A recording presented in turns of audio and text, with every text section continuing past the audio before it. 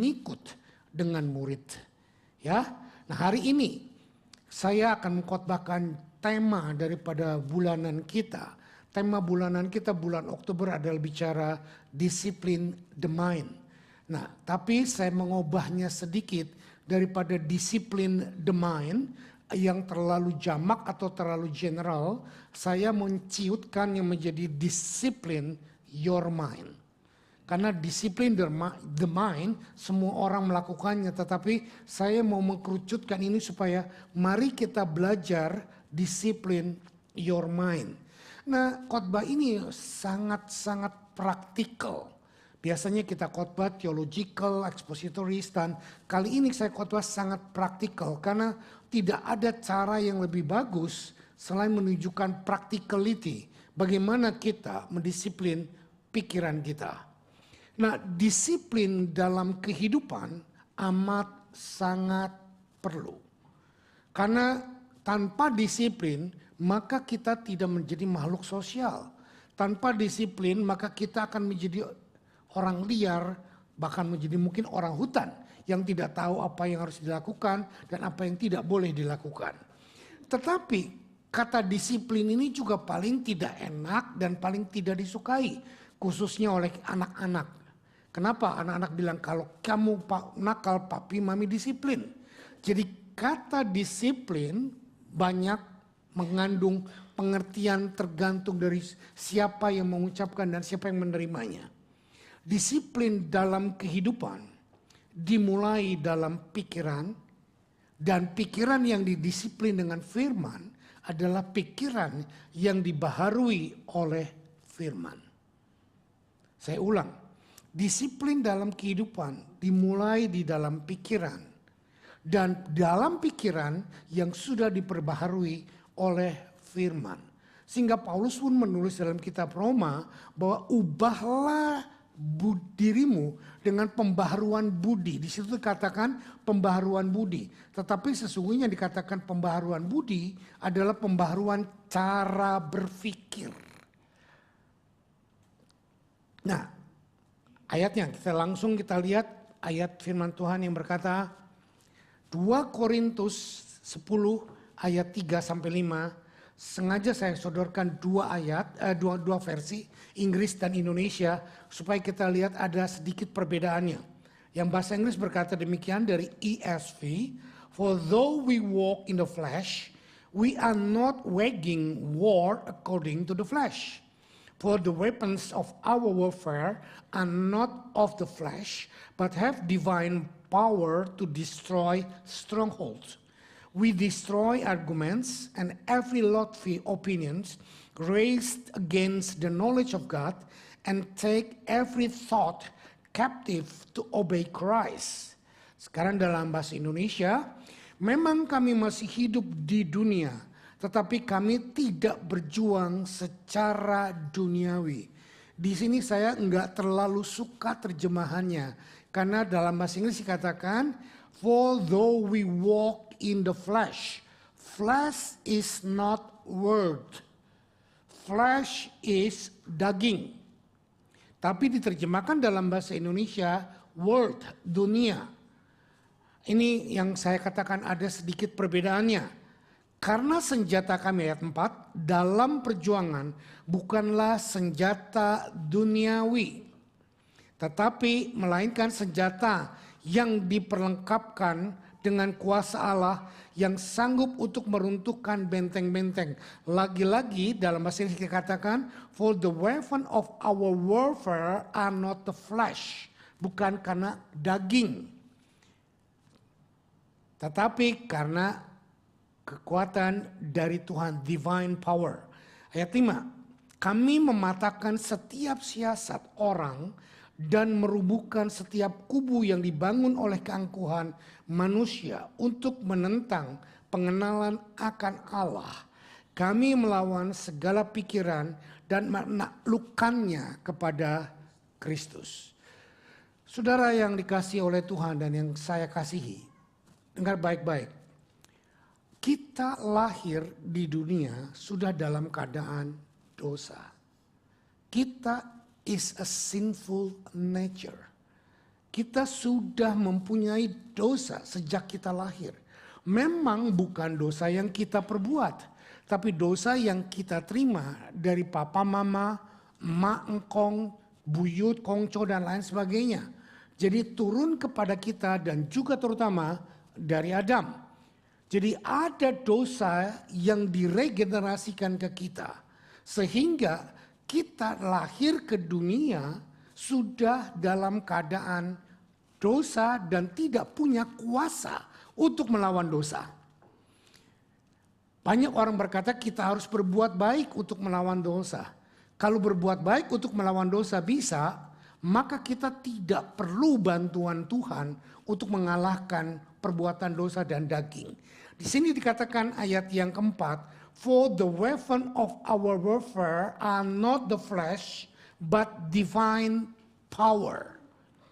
Karena senjata yang bisa meruntuhkan semua dosa yang sudah menguasai dunia sejak Adam dan Hawa jatuh dalam dosa dan menurun kepada kita, bukan lagi ide manusia, bukan lagi kebaikan manusia. Saudara bisa berbuat baik apa saja sampai engkau rela mati pun itu tidak menebus dosa. Tolong ini direnungkan sebentar. Karena terlalu banyak orang yang berkata pada waktu kita berbuat baik, memberikan istilah orang sananya, memberikan sedekah, sodakoh, berbuat amal, ibadah, berbuat kebaikan, itu mengurangi dosa. Kekristenan tidak mengajarkan kita bahwa dengan berbuat baik, kita mengurangi dosa. Hanya ada satu orang yang bisa menebus dosa, yaitu yang tidak pernah berbuat dosa, tetapi mengambil semua dosa dan membawanya di kayu salib dan menukarkan dengan tubuh dan darahnya, sehingga dia yang tidak berdosa menjadi dosa dan kita yang berdosa mengambil kebenaran dia yang tidak berdosa. Inilah senjata itu untuk melawan kuasa-kuasa daging dan kuasa-kuasa dosa. Tidak ada cara lain. Yang mengerti katakan amin. Loh kalau gitu bagaimana Pak? Apakah kita nggak harus berbuat baik? No. Perbuatan baik kita bukan untuk membuat kita selamat. Perbuatan baik kita adalah bukti bahwa kita sudah diselamatkan dan punya punya jati diri yang baru, yaitu dari Tuhan, sehingga kita membuktikan bahwa dosa yang menguasai kita sudah tidak ada dan kita punya kemampuan baru dari Tuhan untuk melakukan kebaikan. Kebaikan yang kita lakukan bukan untuk mengurangi dosa, tetapi untuk bukti bahwa kita sudah lepas dari dosa. Yang mengerti katakan amin. Ini krusial banget pengertiannya. Simple tetapi mendasar. Sebagai anak-anak Tuhan yang sudah ditebus oleh darah Yesus, kita harus must be, have to mengerti firman Tuhan yang tertulis yang ada di dalam Alkitab. Tetapi pada kenyataannya sangat sedikit anak-anak Tuhan yang belajar atau membaca Alkitab tiap hari dan merenungkannya, apalagi melakukannya. Mereka cuman baca Alkitab kalau perlu, kayak orang minum obat. Kalau lagi susah cari ayat. Kalau lagi dalam masalah cari ayat. Kalau lagi sakit cari ayat, baru doa dan lain sebagainya. It's too late. It's too late. Dan itu yang menyebabkan banyak anak-anak Tuhan tidak punya dasar yang kuat sehingga tidak punya satu power untuk melawan kuasa-kuasa lain yang datang kepada diri kita. Nah, dunia ini penuh dengan kuasa-kuasa lain. Kedagingan kita sangat berkuasa. Dan untuk mengalahkan itu semuanya tidak ada cara lain, yaitu dengan mengerti firman, dengan membaca firman, mengerti firman, menghafalkan firman, dan melakukan firman. Kita harus membaca Alkitab. Kita harus merenungkan isi Alkitab. Tidak semua tentu orang bilang, kamu harus kuasai Alkitab dari Kejadian sampai Wahyu. Nggak ada. Nggak ada orang yang bisa melakukannya. Bohong kalau ada yang bisa melakukannya. Dan Tuhan pun tidak menyuruh kita melakukannya untuk melakukan seluruh Alkitab dari kitab Kejadian sampai Wahyu. Enggak. Kita harus melakukan bagian-bagian yang memang Tuhan tetapkan untuk kita lakukan. Yaitu salah satunya percaya kepada Yesus Tuhan. Dengan iman kita diselamatkan oleh iman bukan perbuatan. Dan perbuatan kita menunjukkan bukti bahwa kita telah diselamatkan bukan untuk memperoleh keselamatan. Yang ketiga, kita harus menghafal ayat-ayat firman yang berkenan kepada kita. Yang penting, contoh, saya sangat hafal Matius 11 ayat 28. Marilah kepadaku, hei yang letih lesu dan berbeban berat. Aku akan memberikan kelegaan. Pikulah kuk yang kau pasang, ayat 29-nya. Kenapa? Karena ayat itu ayat pertobatan mami saya. Waktu saya masih kecil, mami sering mengulang ayat itu, dan itu masuk ke dalam diri saya. Saudara, banyak ayat-ayat yang perlu harus kita hafalkan. Saya sangat hafal ayat yang berkata, make yourself delight in the Lord and God will give your heart desire. Apa itu? Mazmur 37 ayat yang keempat. Buatlah dirimu bersuka cita akan Allah, maka Allah akan memberikan apa yang diinginkan hatimu. Jangan tunggu Allah berbuat sesuatu baru engkau bersuka cita. But ayat ini berkata, make yourself delight in the Lord. Delight in the Lord artinya melakukan kehendak Tuhan, baca menyukai firman Tuhan. Dan melakukan isi Alkitab itu adalah cara kita mendisiplinkan diri kita. Membaca Alkitab, merenungkan Alkitab, menghafal Alkitab, melakukan isi Alkitab. 4 hal ini mutlak kudu harus kita lakukan. Ada banyak orang berkata, Pak, saya tidak punya waktu untuk baca Alkitab. Saya sangat repot, saya sangat sibuk bekerja, saya sangat sibuk belajar, begadang sampai pagi. Pak, saya sangat tidak punya waktu untuk apapun karena hidup saya penuh repot. Saya cuma ketawa kalau mendengar orang yang seperti itu. Saya bilang begini, apa yang membuat kamu repot? Ya Pak, banyak kebutuhan. Nah, jadi intinya apa? Kamu mengejar kebutuhanmu dengan membuat dirimu repot. Karena kebutuhanmu itu sangat penting buat kamu. Betul? Jadi saya menyimpulkan, saudara dan saya akan punya waktu untuk apa yang saudara anggap penting. Are you with me? Kenapa mau belajar sampai pagi? Karena penting buat saya. Saya harus mengejar prestasi. Saya harus cari angka yang terbaik. Kenapa kamu mau kerja lembur sampai kerja 2, kerja 3? Karena saya perlu uang Pak. Untuk bayar bil tanggung jawab. Kalau enggak siapa yang mau bayar? Nah, apa yang kau anggap perlu, engkau akan melakukannya dengan harga apapun. Nah, kalau Alkitab tidak engkau anggap perlu, karena engkau bilang, lah kan yang penting percaya masuk surga. Kan udah toh Pak. Saya nggak perlu baca Alkitab karena saya nggak mau jadi pendeta, saya nggak mau jadi ketua KM, saya nggak mau jadi ini, nggak mau jadi itu. Yang penting kan selamat. Nah, saudara totally wrong. Karena keselamatan memang bukan karena baca Alkitab. Keselamatan adalah hanya iman, percaya kepada Tuhan. Tetapi saudara bisa babak belur, jatuh bangun, dan tidak bisa untuk melawan kekuatan dagingmu, kekuatan duniamu yang menyerang kita terus. Sehingga kita meskipun mungkin selamat, tapi kita jatuh bangun karenanya. Kita tidak menikmati apa yang Tuhan ciptakan buat kita, apa yang Tuhan berikan buat kita, purpose-kan. Jadi mulai hari ini mendisiplinkan diri dan pikiran Anda untuk baca Alkitab. Karena Alkitab penting, amat sangat penting, lebih penting dari pekerjaan. Lebih penting dari bisnis. Maaf, saya harus bilang lebih penting dari hubungan suami istri.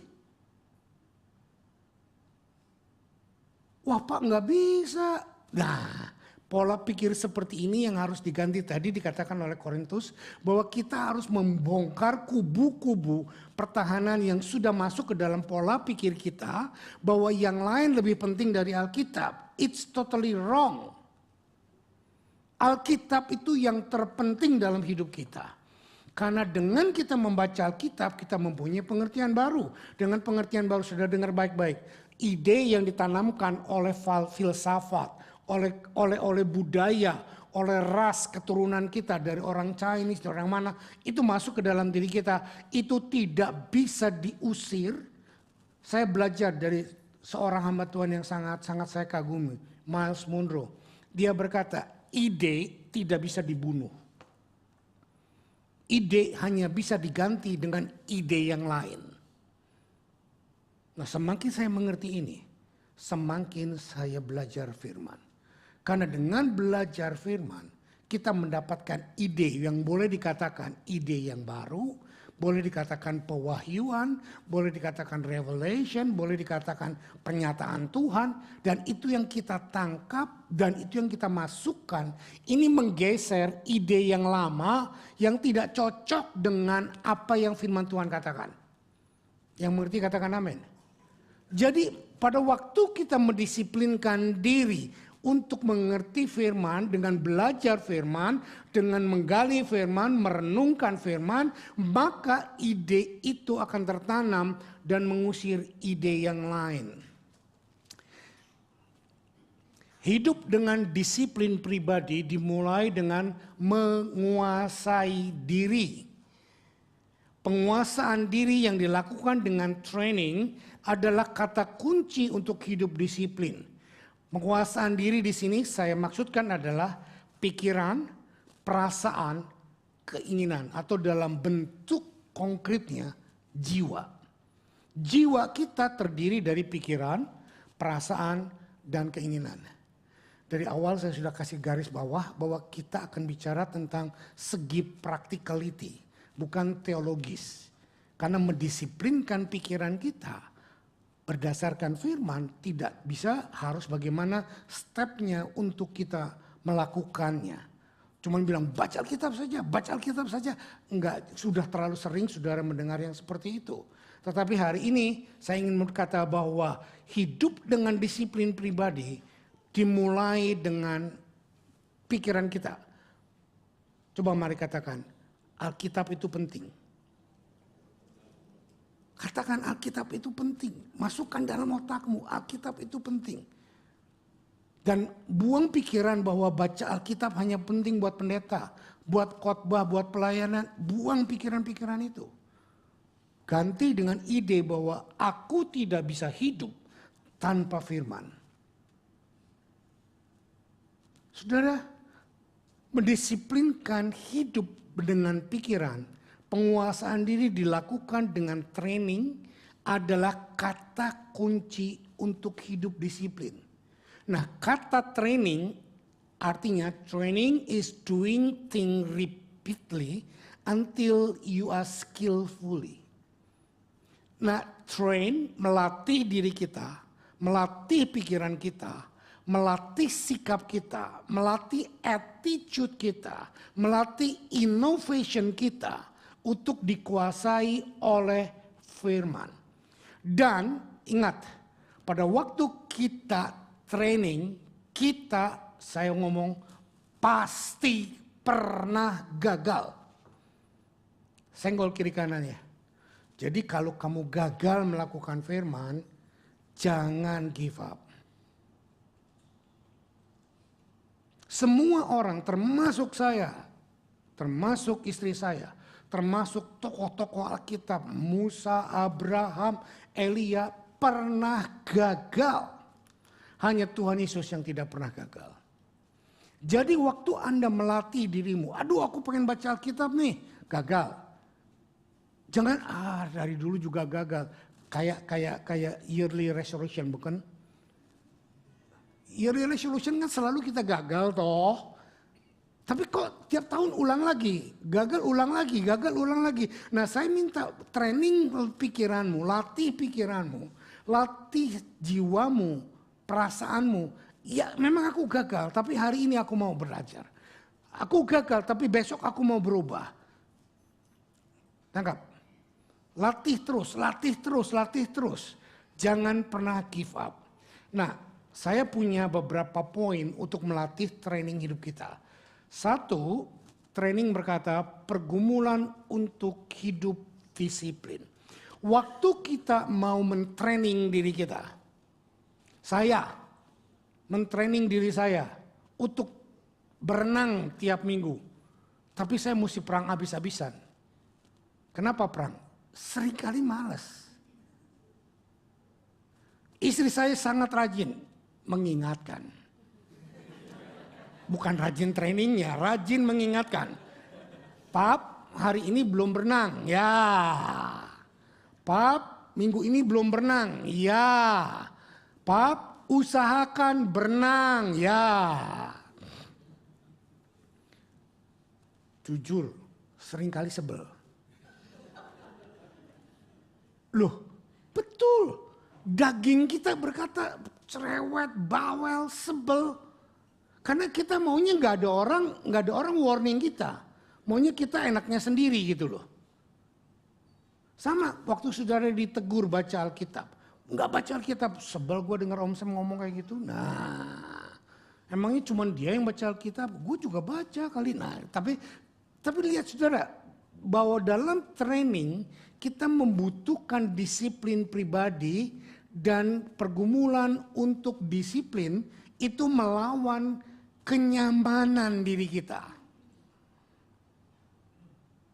Jadi disiplin untuk baca Alkitab, disiplin untuk berdoa, disiplin untuk datang tiap minggu ke gereja. Yang online datang kalau nggak sakit. Disiplinkan dirimu untuk datang.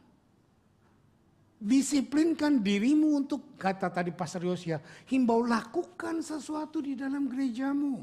Do something ministry untuk Tuhan. Bukan cuma sekedar datang manasin kursi. Tapi mari kita mendisiplinkan diri kita. Nah, pergumulan ini adalah pergumulan psychologically dan pergumulan motivasi. Psychologically, nah artinya pergumulan secara kejiwaan dan pergumulan motivasi kita. Contoh motivasi yang enggak terlalu benar. Aku rajin baca Alkitab supaya aku diberkati. Aku rajin ke gereja supaya bisnisku diberkati. Nah ini adalah motivasi untuk membuat psychologically kita untuk mendisiplinkan diri kita tapi dengan embel-embel berkat. Tidak terlalu salah tetapi ini motivasi atau psychologically yang kurang benar. Saudara, pada waktu engkau disiplin untuk datang ke gereja, pelayanan atau tidak pelayanan, maka engkau akan dapat reward. Setiap disiplin pasti akan ada reward. Contoh, kalau saudara disiplin makan secukupnya, saudara akan punya reward. Nggak perlu rohani, nggak perlu berdoa pada sebelum makan, Tuhan kuduskan, hancurkan kolesterol, lemak-lemak ini Tuhan, dalam nama Yesus, nggak perlu. Tapi waktu saudara mendisiplinkan diri untuk tidak makan lemak sedikitnya, makan karbo sedikitnya, makan gula sedikitnya, saudara nggak perlu minum obat diet, kau pasti kurus. Di Jakarta ada dokter yang terkenal sekali untuk dokter kurus. Lalu dia bilang, nggak boleh makan karbo, nggak boleh makan susu, nggak boleh makan gorengan, nggak boleh makan gula, nggak boleh makan ini, nggak boleh makan itu. Saya bilang, kalau aku bisa lakukan itu, aku nggak perlu ke dokter, aku sudah kurus. Iya apa ya? Jadi aku datang ke dokter itu supaya dapat obat, disuntik dan rada bandel bisa berhasil gitu loh. Ini motivasi yang salah. Ini saya sedang ajarkan bagaimana pola disiplin kita yang keliru abis gitu loh. Nah, mari kita lihat ayatnya dalam Galatia pasal 5 ayat 16 sampai 18. Maksudku ialah hiduplah oleh roh, maka kamu tidak akan menuruti keinginan daging.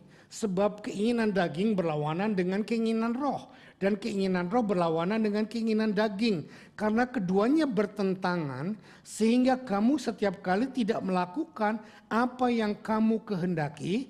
Tetapi jikalau kamu memberi dirimu dipimpin oleh roh, maka kamu tidak hidup di bawah hukum Taurat. Ada satu unsur yang sering kali kita lupakan. Pada waktu kita mau melakukan disiplin dalam pikiran dan disiplin dalam hidup, kita sering hanya berkata komitmen. Yes, true. Tapi ada satu unsur yang kita sering lupakan. Apa? Kuasa Tuhan. Paulus menulis di Galatia, akan tetapi jika kamu memberi dirimu dipimpin roh, maka kamu tidak hidup di bawah hukum Taurat. Saudara, pada waktu saudara berdisiplin, mau berdoa tiap jam 10, mau para pendoa mau berdoa tiap habis ibadah dan lain sebagainya. Seringkali habis ibadah diundang makan lah, ada orang ucapan syukur lah, ada orang yang begini dan begitulah. Jadi pada waktu kita mau komitmen, seringkali komitmen kita diuji dan komitmen kita dilanggar. Tetapi ada satu kekuatan yang akan memampukan kita, yaitu kekuatan roh, untuk kita bisa bertahan melakukannya.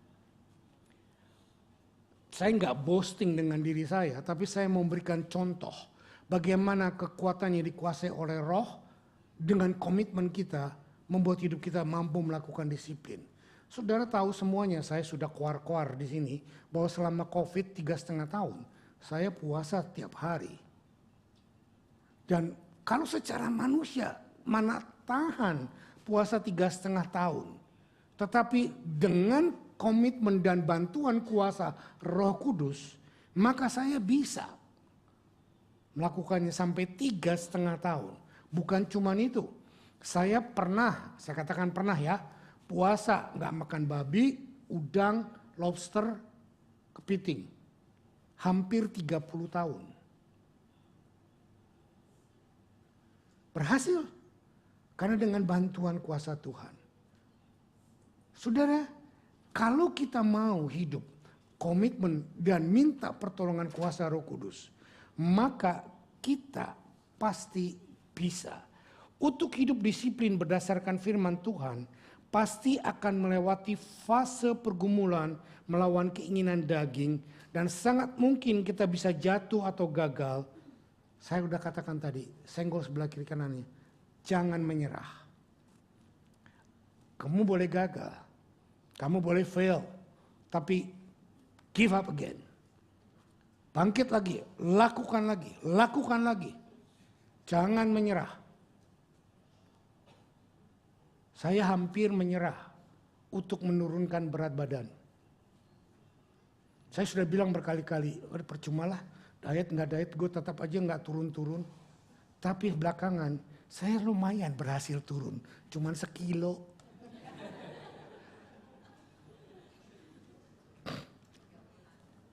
3 bulan cuman 1 kilo. Ya walaupun 1 kilo harus dirayakan dong. Orang lain gak merayakan, saya merayakan.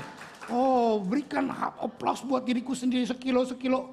Kalau 3 bulan 1 kilo, 6 bulan 2 kilo. Ya kayak orang lelang aja gitu loh. Ya, tapi tandanya kita gak give up.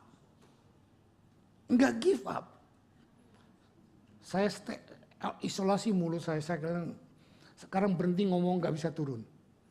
Bisa turun. Amin. 0,5 kilo, 1 kilo turun pokoknya. 1 tahun 0,5 kilo turun pokoknya. Yang penting turun. Kalau gak turun ya saya turun dari mimbar gitu loh ya. Turun yang penting kan. Oke. Mari kita mendisiplinkan diri kita. Yang kedua sekarang. Saya katakan berkat dari disiplin dalam kehidupan. Ada reward untuk itu. This is a reward from God beside the salvation. waktu kita mau mendisiplinkan diri kita melakukan firman, maka kita punya reward yang lain selain upah keselamatan, selain berkat dalam kehidupan. 1 Korintus 9 ayat 25-27 berkata demikian. Tiap-tiap orang yang turut mengambil bagian dalam pertandingan menguasai dirinya dalam segala hal. Mereka berbuat demikian untuk memperoleh satu mahkota yang fana, tetapi kita memperoleh satu mahkota yang abadi. Sebab itu aku tidak berlari tanpa tujuan, dan aku bukan petinju yang sembarangan saja memukul, tetapi aku melatih tubuhku dan menguasainya seluruhnya, supaya sesudah memberitakan Injil kepada orang lain, jangan aku sendiri ditolak. Para pelayan Tuhan, para pengkhotbah, para guru sekolah minggu, para leader dan lain sebagainya, dengar baik-baik. Jangan cuman menyampaikan firman, tapi mari kita latih pikiran kita. Kita disiplin pikiran kita. Kita disiplin tubuh kita supaya kita bisa melakukannya. Waktu kita melakukan disiplin rohani, maka disiplin jasmani akan mengikutinya. Sehingga kita akan memperhatikan sikap, perkataan, dan perbuatan untuk disesuaikan dengan firman. Kalau firman berkata bayar perpuluhan, bayar perpuluhan. Beri persembahan, beri persembahan. Berdoa sungguh-sungguh, berdoalah sungguh-sungguh. Lakukan itu dalam periode waktu yang sudah ditentukan. Dengan kata lain saya mau berkata gini. We walk the talk, we talk the walk. Saya ulang ya. We walk the talk, kami berjalan apa yang kami katakan. Atau kami menjalankan atau melakukan apa yang kami katakan, dan kami juga mengatakan apa yang kami jalankan. This is the most powerful statement of life. Jadi inilah powerful yang sangat luar biasa dalam statement hidup kita. Saya tidak pernah memerintah anak saya untuk baca Alkitab. Saya tidak pernah memerintah anak saya untuk kamu berdoa. Kenapa? Karena saya baca Alkitab, saya berdoa. Saya tidak menyuruh anak saya untuk kamu bayar perpuluhan. Karena saya bayar perpuluhan. Saudara jangan berpikir sebagai gembala saya nggak bayar perpuluhan. Saya bayar perpuluhan. Saudara lihat, waktu kita mengatakan apa yang kita lakukan dan melakukan apa yang kita katakan, maka perkataan kita dan perbuatan kita adalah powerful. Menjadi dampak bagi orang yang melihat dan yang mendengar. Saudara bisa marah-marah, suruh baca Alkitab, baca Alkitab. Tapi anak-anakmu tidak pernah melihat engkau baca Alkitab. Maka mereka katakan, papa mama pinter nyuruh doang, tapi mama papa nggak pernah baca. Nah, ya kan? Anak-anak akan tahu, demikian juga saudara. Saudara akan tahu kalau gembala bilang baca Alkitab, gembalanya nggak pernah baca Alkitab. Ada gembala nggak pernah baca Alkitab? Mungkin. Saya nggak tahu ada apa enggak. Walk the talk, talk the walk. Ini yang paling benar. Jadi saudara jangan menjadi orang yang punya dua kepribadian. Tapi perkatakan apa yang kamu lakukan.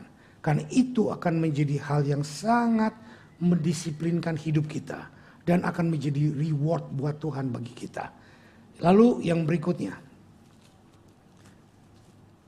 Ketiga, membangun kehidupan disiplin pribadi. Tadi saya mau berkata bahwa pergumulan untuk hidup disiplin, ada pergumulan. Ada peperangan pada waktu kita mau disiplin. Ada sesuatu yang menghambat pada waktu kita mau disiplin. Tapi saya berikan motivasi kepada kita bahwa ada reward yang menanti kita pada waktu kita berhasil melakukan disiplin. Sekarang yang ketiga, membangun kehidupan disiplin secara pribadi. Bagaimana sih kita membangun kehidupan disiplin kita secara pribadi? Pertama, bisa menerima ketidakpuasan. Matius 5 ayat yang ke-6 berkata, berbahagialah orang yang lapar dan haus akan kebenaran, karena mereka akan dipuaskan.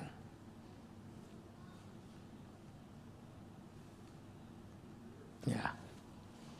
Berbahagialah orang yang lapar dan haus akan kebenaran, karena mereka akan dipuaskan. Coba lihat saya sebentar. Waktu saudara haus, apa yang saudara cari? Ada yang haus cari makanan? Ada? Ada orang nggak sih? Kalau saudara lapar, cari apa? Tapi bisa nggak pada waktu saudara lapar, saudara cari minuman? Ada hal-hal yang bisa disubstitute. Ada hal-hal yang tidak bisa disubstitute. Tahu ya? Mengerti maksudnya? Waktu saudara haus, saudara nggak bisa diisi dengan makanan. Tapi waktu saudara lapar, untuk menghilangkan rasa lapar, kita bisa isi minuman. Waktu saudara haus dan lapar akan kebenaran. Dengar baik-baik. Ini tidak bisa diisi dengan apapun. Kecuali dengan kebenaran. Dan ketahuilah, sadarilah dan ingat kalau perlu catat. Bahwa di dalam hidupmu dan di dalam hidupku. Ada satu tempat yang tidak bisa diisi oleh apapun. Kecuali oleh pribadi Tuhan. Saudara boleh beli mobil Rolls Royce, Phantom atau yang terbaik, Bugatti Veyron apapun. You will happy, you will enjoy. Saudara boleh beli istana yang paling megah di dunia, mungkin istana Buckingham atau istananya Hasan al-Bolkiah, yang lain sebagainya. It's okay. Tapi itu akan lapuk dan akan hilang lagi. Rasa haus akan benda. Rasa haus akan branded things, Hermes dan lain sebagainya, bisa diganti dengan yang lain. Kok nggak ada amin? Enggak Pak, saya tetap pengen Hermes. Nah ini dia, saudara sudah mengganti kebenaran dengan hal-hal yang tidak benar. Dengar baik-baik, pada waktu saudara mengisi kekosongan hidupmu, maaf, dengan seks, dengan material, dengan achievement, dengan money, kesuksesan, nama besar, saudara tidak pernah akan satisfied. Karena itu akan demand. Tetapi saudara hanya bisa dipuaskan dengan kepribadian Tuhan. Selama Tuhan belum berkuasa dalam dirimu, saudara terus akan menderita rasa haus dan lapar akan hal-hal yang lain. Tapi mungkin saudara argue dengan saya, Pak, saya boleh lihat ada orang yang sangat rohani, gembala-gembala yang hebat. Tapi mereka juga pakai branded tuh, mereka juga suka barang-barang bagus. Oke, saya berikan solusinya, jawabannya. Ada nggak di antara saudara yang suka barang jelek? Ada? Angkat tangan. Saya juga gembala saudara, saya rohani, saya suka Hermes. Nothing wrong with suka Hermes. Saya suka rumah di Vaucluse, nothing wrong with that. Saya suka kalau ada orang kasih saya mobil Bugatti Veyron, walaupun nggak saya pakai, saya jual. Duitnya saya masukin gereja. Saya udah pakai Bugatti Veyron, keluar garasi dari kamar itu ke jalan itu, saya gemeteran penuh pergumulan dan doa. Ntar lecet, terserempet, dari mana gitu loh. Daripada hidup nggak tenang, lebih baik dijual. Saudara dengar baik-baik. Saya sengaja memuatnya dengan sengaja sedikit berguyon, supaya saudara bisa nangkep bahwa kepuasan yang disodorkan oleh dunia, whatever, seksual, kekayaan, nama besar, kemewahan, kemegahan, apapun akan membuat kita haus lagi. Tidak akan pernah bisa 100% satisfied.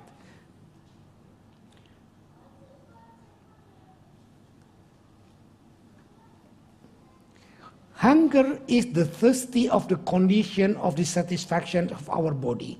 Accept it, embrace it, and God will satisfy it. Nah, pada waktu saudara mengalami rasa haus dan lapar bukan akan benda-benda, tetapi akan kebenaran. Saudara ngikuti alur saya? Saudara, pada waktu kita sungguh-sungguh mencari Tuhan, maka kita akan merasakan nanti satu titik, kita jauh dari Tuhan, kita merasa kekurangan Tuhan. Dan inilah yang namanya hungry of righteousness. Bukan jaminan pada waktu saudara dekat dengan Tuhan, saudara tidak mengalami rasa haus dan lapar akan Tuhan. Saudara mengerti maksud saya? Waktu saudara rajin ibadah, waktu saudara rajin baca Alkitab, waktu saudara rajin melakukan firman Tuhan, menghafal firman Tuhan, saudara banyak yang mulai merem-merem, tolong cubit sebelah kiri kanannya. Ini kok firman berat banget buat gua. Capek dengernya gitu loh. Ya, mulai merem-merem, menghormat saya berlebihan. Coba tolong cubit kiri kanannya supaya seger. Jangan ada yang menghormat saya berlebihan, oke? Nah, mulai senyum lagi. Oke. Waktu kita melakukan disiplin, bukan berarti kita tidak pernah mengalami kelaparan, kehausan. Tetapi kehausan itu diisi oleh firman. Saudara, waktu engkau tidak pernah mengalami rasa lapar dan haus, maaf saya harus berkata, something wrong with you. Siapa di sini yang sering suka lapar? Angkat tangan. Gak usah malu-malu, angkat tangan. Nah, yang gak angkat tangan berarti saudara sakit. Orang normal pasti akan merasa lapar, betul gak? Kalau saudara gak merasa lapar, itu saudara sedang sakit. Orang sakit pasti gak pengen makan. Orang sakit pasti gak ada appetite. Gairahnya kurang. Nah kalau saudara kurang gairah akan Tuhan, saudara sedang sakit rohani. Walaupun saudara ada di gereja, walaupun saudara melayani, tapi saudara tidak pernah mengalami rasa lapar dan haus akan Tuhan. Rasa lapar dan haus akan Tuhan bukan berarti kita jauh dari Tuhan. Tapi rasa lapar dan haus akan Tuhan itu tandanya kita butuh diisi oleh Tuhan. Amin. Saya enggak berkata bahwa saya menjamin saudara pada waktu saudara rajin baca Alkitab, menghafal Alkitab, melakukan firman engkau tidak akan pernah merasa haus dan lapar. Alkitab berkata berbahagialah yang haus dan lapar akan kebenaran. Saya mau berkata begini, semakin saudara belajar tentang firman, semakin saudara belajar tentang Tuhan, saudara akan semakin curiosity, saudara akan semakin mencari tahu Tuhan lebih banyak dan lebih banyak lagi. Dan tidak akan pernah dipuaskan sampai kita bertemu dengan Tuhan secara pribadi. Amin. Itulah yang saya katakan bahwa berkat dalam mendisiplinkan hidup kita, membangun kehidupan disiplin, bisa menerima ketidakpuasan. Nah, ada lagi suatu hal yang saya katakan, pada waktu kita dalam keadaan yang selalu kurang, itu pertanda kita tidak pernah merasa cukup. Kalau tadi saya bilang ada yang pernah merasa lapar, saudara jarang angkat tangan. Sekarang saya pertanyaannya beda. Siapa yang selalu merasa lapar? Nggak ada kan? Selalu merasa lapar, ada? Nggak ada, kenapa? Karena saudara nggak sakit. Kalau saudara selalu merasa lapar, saudara sedang sakit. Minimal jiwamu sakit. Sakit jiwa, pengen makan terus, lapar terus gitu loh. Jadi tidak bisa selalu lapar, tidak bisa juga tidak lapar. Disiplin adalah membuat makanan dan minuman kita teratur pada waktunya. Are you with me? Rasa tidak pernah puas bisa juga karena kita rakus. Karena kita greedy. Nah bukan itu yang saya maksudkan. Yang saya maksudkan rasa tidak puas dengan haus dan lapar akan pribadi Tuhan. Saya tiba pada poin yang kedua tentang membangun kehidupan pribadi. Waspada pada apa yang baik. Nah saudara, the enemy of the best is not the worst. It's not the bad. The enemy of the best is the good. Banyak yang nyurung, gua nggak ngerti om. Oke, saya ulang. The enemy of the best is not the bad or the worst. The enemy of the best is the good. Musuh daripada yang terbaik bukan yang buruk atau terburuk. Musuh yang dari yang terbaik adalah yang baik. Saudara nggak ngerti? Saya jelaskan.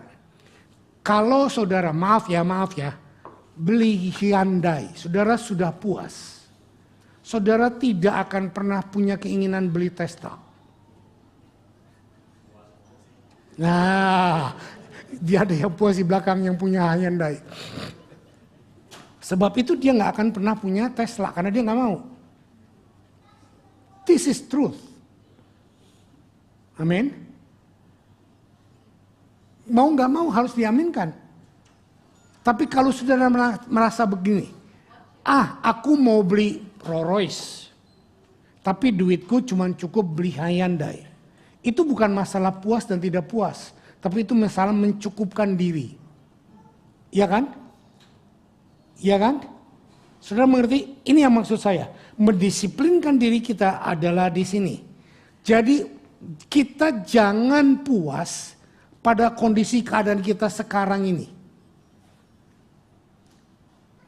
Saya tidak mengajar saudara serakah. Tapi saya mau mengajar bahwa listen carefully. Lihat saya baik-baik.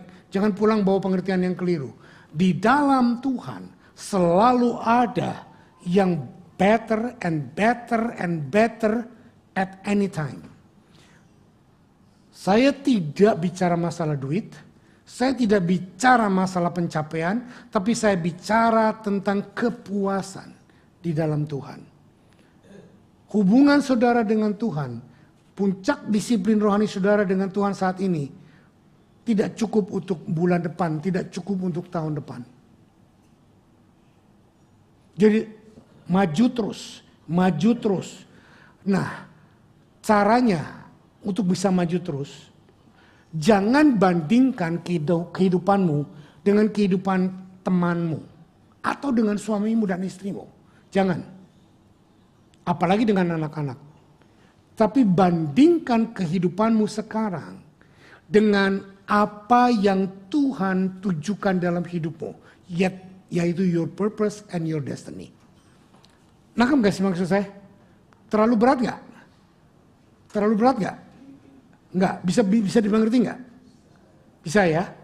Waktu saudara membandingkan dengan temanmu, dengan suamimu, dengan istrimu, dengan saudaramu, itu perbandingan yang keliru. Karena purpose dan destiny yang Tuhan berikan kepada mereka dan kepada saudara totally different. Jadi yang harus saudara bandingkan apa yang engkau capai, apa yang engkau sudah usahakan sekarang dengan apa yang Tuhan rencanakan dalam dirimu. Purpose dan destiny. Rencana Tuhan buat hidupmu akan selalu lebih dan lebih dan lebih lagi. Sampai kita menjadi serupa dengan Dia. Yang mengerti katakan amin. Nah, untuk itu kita perlu berlatih, jatuh bangun berlatih, lakukan lagi, bangun lagi, lakukan lagi, bangun lagi. Dan masuk pada poin yang ketiga. Mulailah untuk berlatih. Nah, disinilah letaknya yang saya sering katakan spiritual warfare atau peperangan rohani. Peperangan rohani bukan cuma ngusir orang yang dirasuk setan.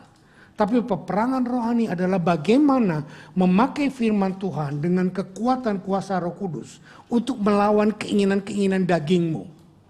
Melawan kemalasanmu untuk tidak datang ke gereja. Melawan kemalasanmu untuk tidak baca Alkitab. Melawan kemalasanmu untuk mengatakan bahwa aku bersama dengan Tuhan sudah cukup. Melawan bagaimana untuk tidak dilukai pada waktu engkau dihina. Melawan untuk bagaimana engkau tidak merasa lebih hebat dari orang lain pada waktu engkau diberkati.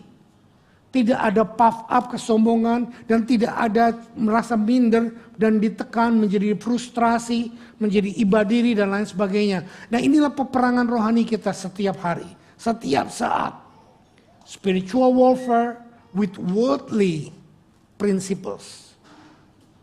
yang kita tonton, yang kita baca, yang kita hadapi, yang kita lihat tiap hari adalah prinsip duniawi. Kamu akan bahagia kalau kamu punya rumah di Vaucluse. Kamu akan bahagia kalau kamu naik pesawat first class. Kamu akan bahagia. Nah itu semua bombardir orang untuk mencapai pencapaian yang seperti itu. Sehingga dan memang benar. Saudara, apalagi di Indonesia, saya percaya di sini juga.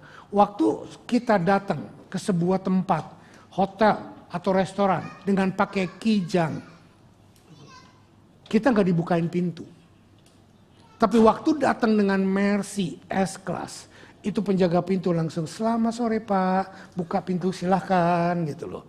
Sudah, kita sering tergiur dengan rasa-rasa seperti ini.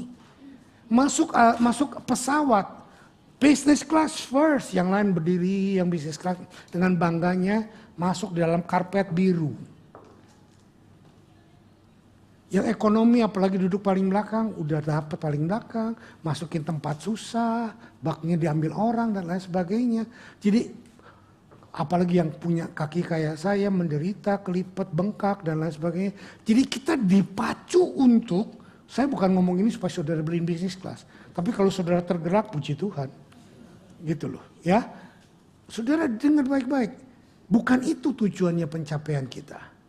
Tapi pencapaian kita adalah we can only berlatih untuk mengatasi. Buktinya terakhir kemarin pulang pakai ekonomi kelas, kaki saya nggak bengkak. Bisa dengan kuasa Tuhan. Yang dulu bengkak karena kurang kuasa Tuhan.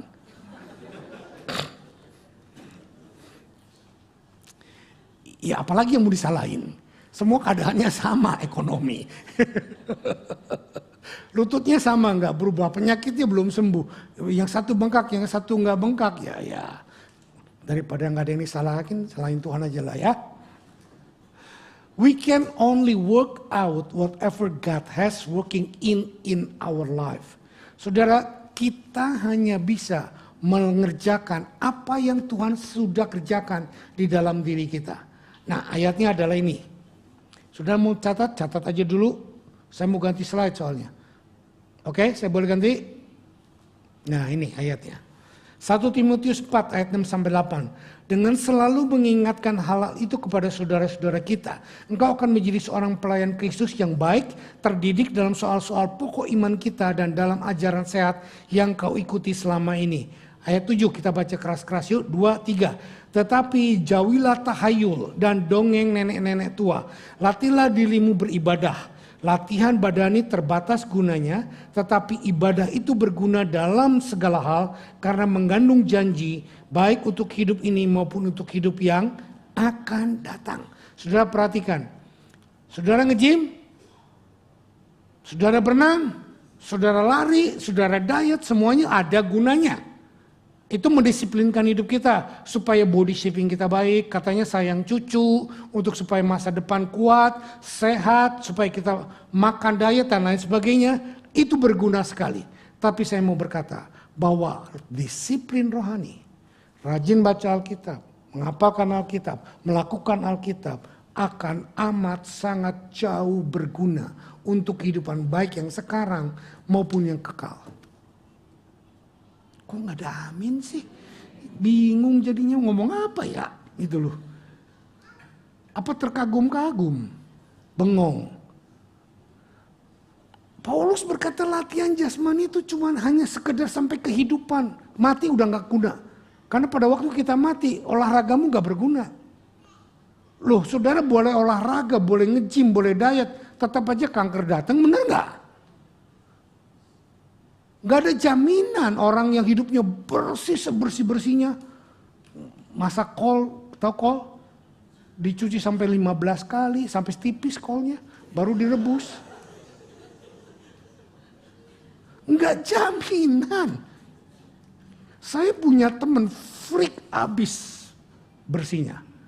Begitu ketemu salaman, habis salaman langsung dicuciin pakai toilet tisu. Bukan pakai tisu, pakai tisu basah. Mau peluk terus langsung peluk, mau buka mobil handalnya langsung dilapin dulu pakai tisu basah. Kemana-mana selalu bawa tisu basah. Mau makan semua sendoknya, garpunya, piringnya semua dilapin pakai tisu basah. Air juga bawa dari rumah, beras bawa dari rumah. Nasi bawa dari rumah. Saya bilang, ngapain lu ke restoran? Saya nggak dongeng, this is very true. Tapi apakah dengan begitu dia sehat? Enggak, sakit-sakitan. Istri saya bilang, saya rada jorok, rada loh yang nggak jorok. Tapi tetap subur dan gagah perkasa sehat. Ya. Saya nggak jorok-jorok amat, nggak. Kalau jorok-jorok amat nggak bisa bergandeng sama dia. Istri saya sedikit di bawah steril soalnya. Kalau tadi teman saya itu steril. Kalau teman saya tadi itu mungkin suaminya mau cium juga, lu udah cuci gigi belum? Udah sikat gigi belum? Kalau saya masih enggak lah, mau cium anytime bisa lah ya. Cuman kalau mau ambil baju, kalau ngapain saya bilang, cuci tangan dulu, cuci ini dulu. Ya.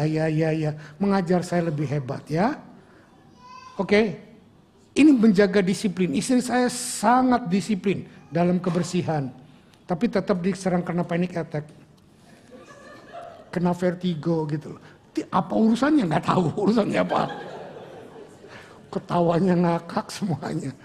Urusannya apa ya? Nggak tahu urusannya.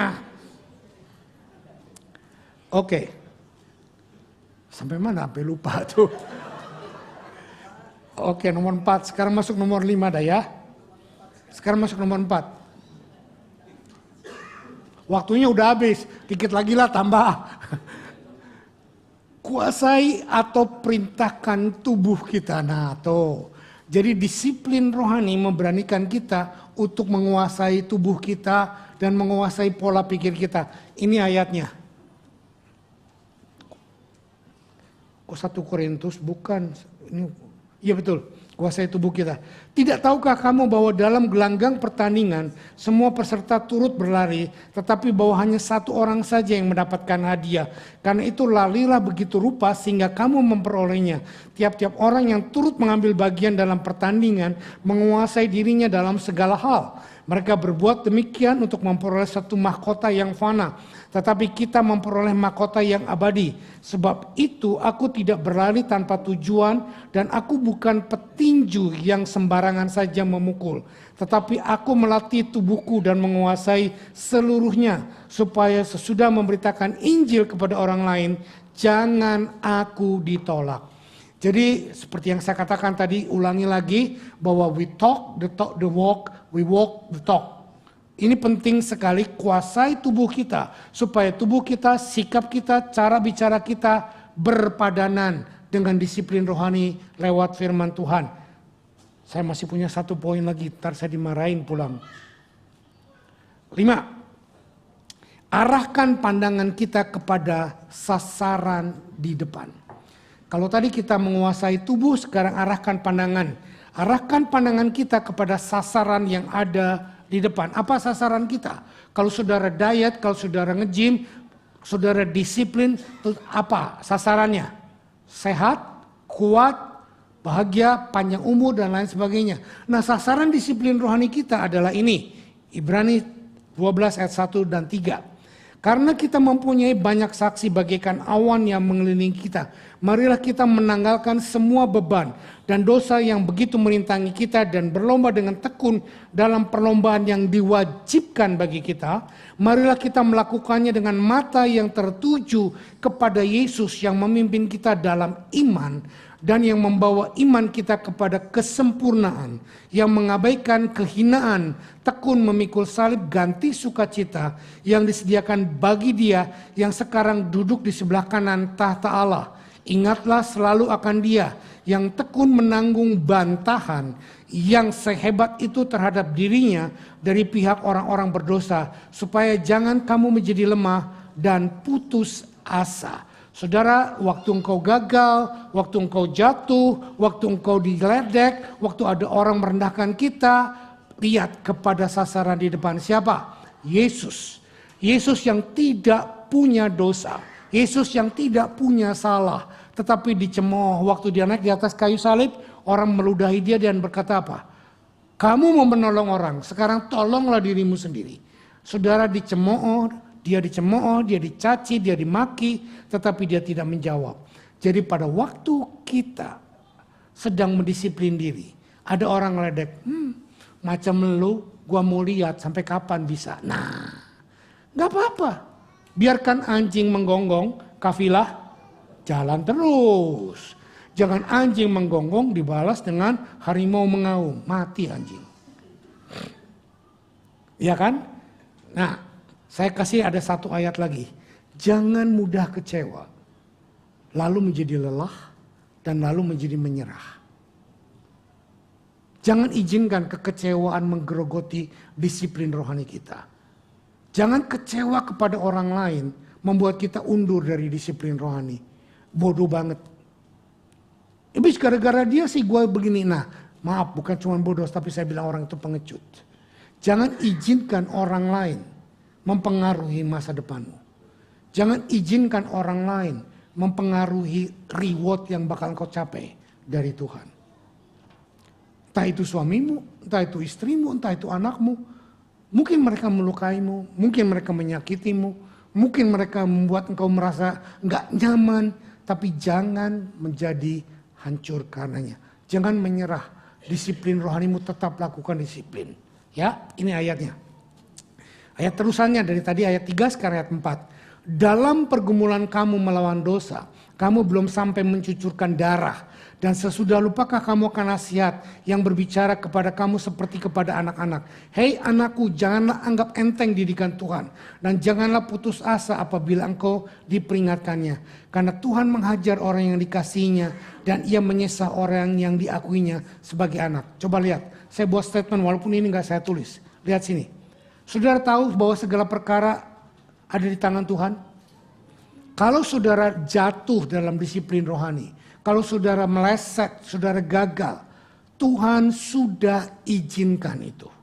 Dengar baik-baik ini. Dan Tuhan tidak puas dengan itu, tapi Tuhan izinkan itu. Kalau Tuhan tidak izinkan, saudara tidak akan jatuh. Nah, Tuhan izinkan kita jatuh untuk apa? Untuk membuat kita humble, untuk membuat kita mengerti bahwa kita ini masih manusia. Dan kita bisa gagal. Kalau saudara tidak pernah gagal, saudara akan jatuh dalam dosa yang sangat besar, yaitu kesombongan. Aku bisa, kekuatanku mampu, doaku luar biasa, aku. Nah, ini yang sangat dibenci Tuhan. Sehingga sometimes Tuhan izinkan kita jatuh, kita gagal, kita tidak berdaya untuk mengatakan kepada diri kita, I need you Lord. Dengan kuasa Tuhan, dengan pertolongan Tuhan, aku bisa. Ya, sekarang saya sampai poin saya yang terakhir. Yang kelima, temukan kehidupan mereka di dalam disiplin pribadi. Kalau tadi disiplin pribadi sepertinya belenggu, pembatas buat kita. Tapi pada waktu kita melakukannya dengan komitmen dan rutin dan dengan hati yang sukacita, maka kita akan menemukan bahwa disiplin rohani itu akan membebaskan kita. Contoh disiplin pribadi. Saudara, dokter menganjurkan kita makan teratur, betul? Sehari 3 kali, pagi, siang, sore. Dan kalau kita tidak melakukannya, maka digestive system kita akan merasa kekurangan atau tidak akan berjalan dengan baik. Nah, saya dulu karena rajin puasa, saya pernah ikut training dengan PA, personal assistant. Masuk ke dalam gym dan saya bilang begini, saya mau turun saya begini. Lalu saya bilang saya puasa. Personal assistant saya cuma sanggup 3 kali melatih saya. Setelah itu dia bilang apa? Kalau you tetap dalam keadaan puasa seperti ini, you tidak akan pernah bisa turun berat badan. Dan saya give up dan menyerah untuk menjadi PA you. Karena seorang PA menuntut untuk kita kooperatif dengan dia dan disiplin dengan dia. Nah, tetapi saya menemukan sisi yang lain. Kalau orang lain puasa susah, doa susah, komitmen melayani susah, saya menemukan satu kepuasan dalam puasa. Saya menemukan satu kebebasan dalam saya berpuasa, berdoa, bertemu Tuhan itu indah sekali. Sampai 30 tahun saya lakukan seperti itu, 3,5 tahun saya lakukan seperti itu, sampai menjadi hal yang biasa. Nah, Saya akhirnya gelagapan. Doa biasa, puasa biasa, lakukan ini biasa. Lalu saya datang lagi dan berdoa kepada Tuhan, Tuhan, apa yang saya lakukan? Saya menemukan kebebasan, saya menemukan sesuatu keindahan dalam disiplin pribadi. Tetapi saya kebablasan. Roh Kudus menegur saya. Kenapa? Karena kamu sudah melakukan itu lama dan berulang. Dan kamu mengalaminya begitu mudah sehingga tidak ada lagi merupakan sesuatu yang menjadi sesuatu aim yang utama. Jadi itu sudah menjadi satu kebiasaan. Sudah nangkap dengan saya? Saya kasih contoh. Saya buka ini.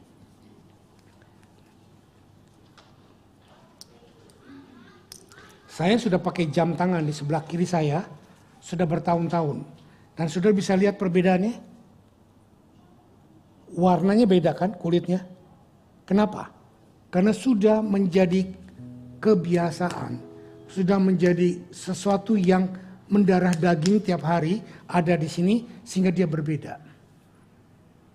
Waktu saya tidak pakai, tidur pun saya pakai jam tangan. Sudah kok bingung kenapa tidur pakai jam tangan? Supaya kalau bangun gak bingung. Bukan mau gaya. Begitu bangun langsung tek lihat ya jam segini, nah gitu loh. Nah karena ini sudah menjadikan satu hal yang kebiasaan bagi saya. Menjadi merupakan kemerdekaan. Kalau tidak pakai jam tangan meskipun tidur rasanya ada yang hilang. Sudah ngerti maksud saya? Mari kita lakukan disiplin dengan cara seperti itu. Main aja pelan-pelan, gak apa-apa. Nah sekarang saya bacakan ini ayat terakhir, betul ayat terakhir. Roma 8 ayat 14 sampai 18. Semua orang yang dipimpin oleh Roh Allah adalah anak Allah. Sebab kamu tidak menerima roh perbudakan yang membuat kamu menjadi takut lagi. Tetapi kamu telah menerima roh yang menjadikan kamu anak Allah. Oleh roh itu kita berseru, ya Bapa, ya Aba. Roh itu bersaksi bersama-sama dengan roh kita bahwa kita adalah anak-anak Allah. Dan jika kita adalah anak, maka kita juga adalah ahli waris. Maksudnya orang-orang yang berhak menerima janji-janji Allah yang akan menerimanya bersama-sama dengan Kristus. Yaitu jika kita menderita bersama-sama dengan Dia, supaya kita juga dipermuliakan bersama-sama dengan Dia. Sebab aku yakin bahwa penderitaan zaman sekarang ini tidak dapat dibandingkan dengan kemuliaan yang akan dinyatakan kepada kita. Amin. Yes, pada waktu kita mau melakukan disiplin, ada harga yang kita bayar. Yes, ada hal-hal yang perlu kita korbankan. Dan yes, ada hal-hal yang tidak enak. Tapi lanjutkan, teruskan. Maka engkau akan menemukan kebebasan di dalam disiplin. Dan kesukaan, enjoyment melakukan disiplin rohani. Saya mau ngomong jujur, 2 minggu aja saya gak khotbah, gak bicara. Gatel lidah saya. Bibirnya pada bengkak. Saudara, karena sudah biasa melakukan disiplin. Untuk melayani Tuhan, untuk melakukan, untuk khotbah. Jadi rasanya ada yang hilang kalau gak pelayanan. Dan itulah bukti bahwa pada waktu kita disiplin, kita akan menemukan kebebasan. Kita akan menemukan keindahan. Mari kita tundukkan kepala. Bapak, masih terlalu banyak yang ingin hamba sampaikan. Tapi hamba satu hal yang hamba tahu. Bahwa engkau terlebih baik. Engkau terlebih mau, engkau terlebih ingin untuk memberikan pribadimu kepada hidup kami. Supaya kami bisa mendisiplinkan diri kami. Mendisiplinkan pola pikir kami. Psychological kami, motivasi kami. Sampai ke fisik kami. Untuk benar-benar melakukan perintah-Mu. Tuhan, hamba berdoa. Biarlah dengan kekuatan roh-Mu dan dengan kekuatan kebenaran firman-Mu akan membebaskan kami dari kemalasan rohani. Dari ketidakinginan untuk mendisiplinkan diri kami. Untuk berdoa, untuk baca Alkitab. Untuk melakukan firman-Mu dalam hidup kami, dalam bisnis kami, dalam rumah tangga kami. Dalam pekerjaan kami. Dan kami percaya Tuhan, Engkau amat terlebih mau untuk membuat kami mendisiplinkan diri kami untuk mendekat dengan Engkau. Karena Engkau sudah lebih dulu mendekat kepada kami. Terima kasih Tuhan. Kau sudah buka jalan bagi kami untuk bisa disiplin, lebih menyukakan hati-Mu. Sekarang Tuhan, kami akan sambut tubuh dan darah-Mu. Persekutukan roti ini dengan tubuh-Mu, anggur ini dengan darah-Mu. Benar-benar menjadi satu makanan dan minuman yang sejati buat kami. Untuk kami benar-benar mendisiplinkan diri kami. Seperti Engkau mendisiplinkan diri-Mu. Untuk tidak hidup dalam dosa, tapi untuk hidup dalam kebenaran bersama dengan Bapa di surga. Dan kami percaya lewat firman-Mu dan kuasa Roh-Mu, kami pun bisa melakukannya dengan hati yang penuh sukacita. Dalam nama Yesus. Amin.